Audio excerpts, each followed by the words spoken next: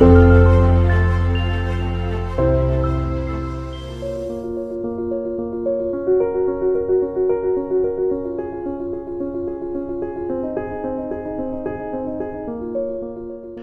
emerging consideration of organizations as living organisms or as dynamic open ecosystems is characterized by the behavior of organizations as emerging models that operate with agility, with flexibility, in order to create the right momentum and compete effectively. This is done through creating seamless relationships and through digital connectivity to establish various interdependent relationships that are based on high levels of synergy, knowledge transfer, information sharing, collaboration, leveraging, amongst others. The other aspect is that the emerging thinking of organizations as open ecosystems is to continue to create an open perspective of organizational behavior in order to allow the levels of agility required to cope with the continuous introduction of smart enablement and to further boost the dynamic behavior of these living organisms. All of this is done for boosting the power of the new organizational ecosystem with innovation as the fuel for creating value and with the intention to provide even better customer experiences with more personalization and higher levels of impact on an emotional,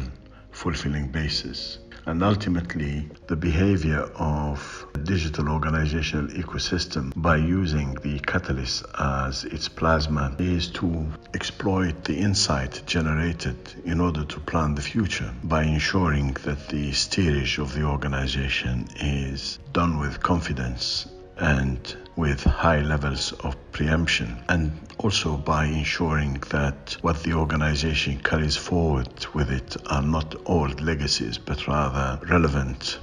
powerful, dynamic, distinctive capabilities that can continue to serve the real purpose of developing and deploying those capabilities for creating a sustainable competitive advantage. The assessment of the catalyst pillar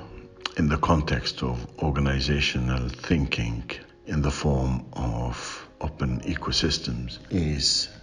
to look at the net effect generated from blending the three sub-elements of preemption, agility, and innovation. It is also important to appreciate that prior to the assessment of the catalyst pillar, the logic of blending preemption, agility, and innovation is well understood and appreciated. Both preemption and agility are dynamic capabilities that can protect the health of the organization as an ecosystem. They are also significant in helping the organizational decision-making to be effective, to be carried out with confidence, to be also future-oriented as much as it is for the preservation of what is robust about the organizational ecosystem. On the other hand, and insofar as agility is concerned, the outcome of spreading agility in everything that the organization does is to avoid obsolescence from piling up, and it is to allow fast response to decision making, to creation, to the consumption of needed resources, to innovating with speed, with flair and imagination, and to create high levels of momentum by ensuring that seamlessness in the cumulative behavior of the value chain and the design and implementation of the process configuration is allowing for agility to help reconfigure, to help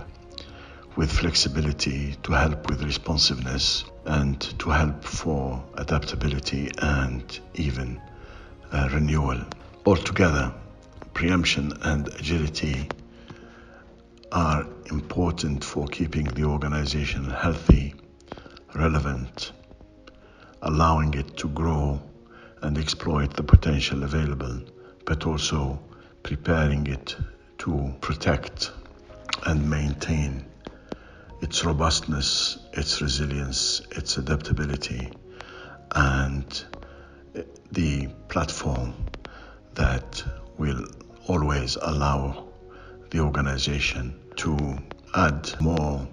power to its performance and more elements of growth and development. Innovation, on the other hand, is the opportunity for the organization to ensure that it is an umbrella phenomenon that is concerned with gaining insight for driving innovation as an orientation, ensuring that innovation is the feedstock throughout the organization for ensuring that value is created in the right way and delivered in the right manner. Innovation strategy is about stretching the organization to explore possibilities, to lean on the gained insight for delivering high levels of value,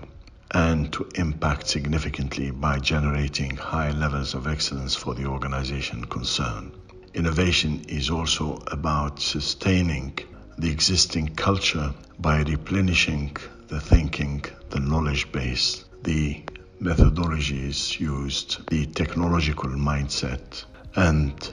the climate of work, generally speaking. In a sense, innovation as an umbrella is not necessarily just focusing on delivering value for the primary stakeholder, but also it is the power of an organization to compete in the modern era and its ability to exploit the open-endedness and the high levels of connectivity that will allow the organization to grow dynamically through connectivity, through leveraging, through collaboration, and through constant pursuit of excellence through redesign, reconfiguring, renewal, and through disrupting in order to survive. The evaluation of the catalyst pillar, insofar as each of the three elements of preemption, agility, and innovation, is based on 4 dimensions: define, develop, deploy, distinguish. At the basic level, the assessment is to ensure that the management of excellence using GEM 2.0 is to create good understanding through awareness, assimilation, and knowledge acquisition. If the philosophies of preemption,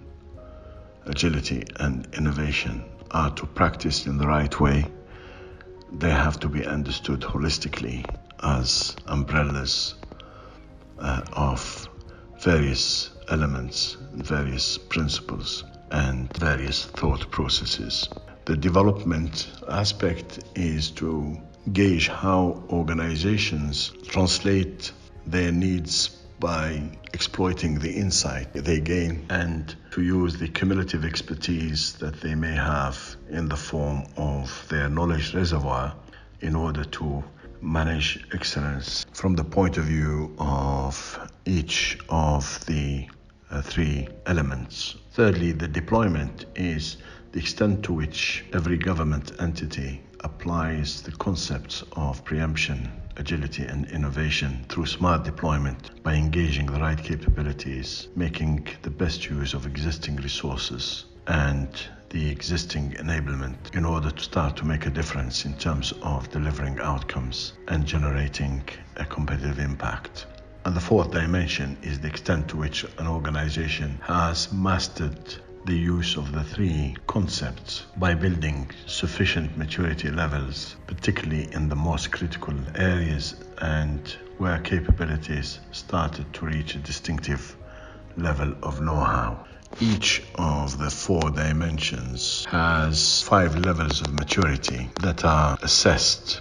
in accordance with the specific criteria that cover the 4 dimensions concerned. The levels start with the notion that an organization may not have background information on preemption, agility, and even innovation, and does not apply in a sophisticated manner any of the 3 elements, and incrementally to look at the level of evidence that demonstrates whether the organization has started to build incremental maturity, followed by a stage of intermediate maturity to levels which are more mature and reaching levels of excellence at an advanced level. It could well be that an elusive level, referred to as the dominant maturity level, can be measured and assessed, and these levels of maturity will help leaders in every single government entity to plan the journey of excellence through better understanding, better insight, better planning, better implementation of the catalyst elements, and to blend them in the right way so that the impact generated is at a more significant level. As alluded to previously, the net effect of implementing preemption from a holistic perspective and using agility everywhere with its total perspective, this will have significant impact on how innovation can be defined and how it can be implemented. And for this reason, the weighting distributed amongst the 3 elements is 25% for each of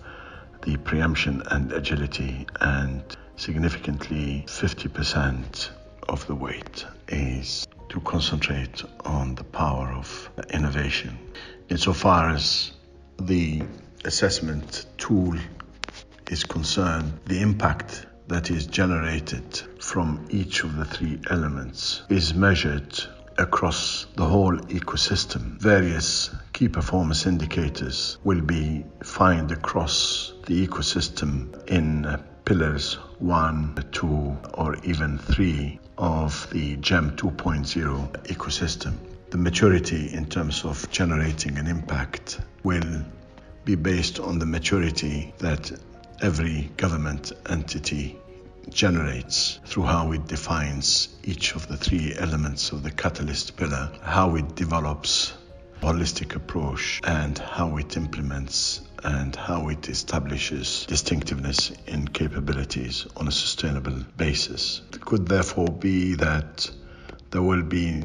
no impact felt across the whole ecosystem, or slightly generated impact in local areas. It could be significant operational impact in several aspects. Ultimately, it could be considerable competitive impact generated at all the key areas of the ecosystem, and ultimately the impact generated from the catalyst pillar could be felt at a significant competitive impact across the whole of GEM 2.0 ecosystem.